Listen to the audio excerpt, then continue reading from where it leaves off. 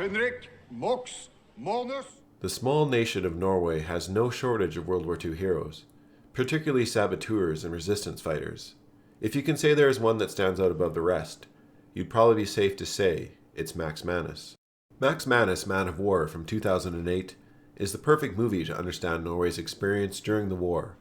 Max Manus not only fought the Nazis in Norway for the duration of the war, but also gained invaluable experience as a Norwegian volunteer, fighting the Soviets alongside the Finns during what was known as the Winter War in 1939 and 1940, when the Soviet Union illegally invaded Finland before joining the Allies after they themselves were invaded by Germany in June of 1941.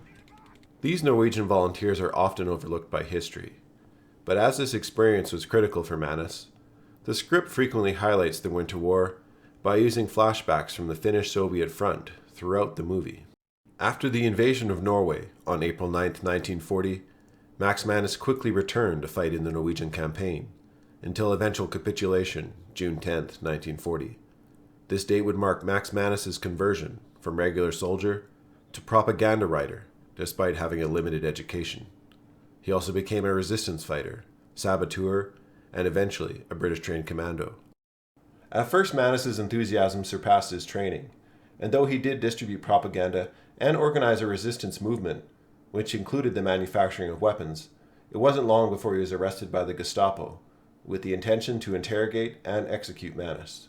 Manus, not one to surrender, jumped from a third-story window, but would be hospitalized for his injuries.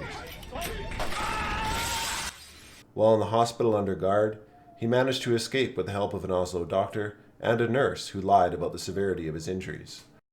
After escaping the hospital, Manus managed to flee to neighboring Sweden, then through to the now Allied Soviet Union, making his way around the world to the United States, arguably a story within itself. But Manus' experiences were vast, and this was reasonably skipped from the movie. Velkommen til Skottland. Takk. Hvordan var reisa? Lang. Ja. Before returning to his home country, Manus stopped in Scotland, where he was formally trained as one of the many Norwegian commandos based out of Britain. When he returned to Norway, it was by parachute, with the training and equipment necessary to organize sabotage on German ships in the Oslo Fjord. Manus would successfully execute numerous acts of sabotage in occupied Norway, and tie up the resources of countless German soldiers and Gestapo. Though many of his comrades would be captured, killed, and tortured, Manus eluded the Germans time and time again, often slipping to and from neighboring Sweden for respite.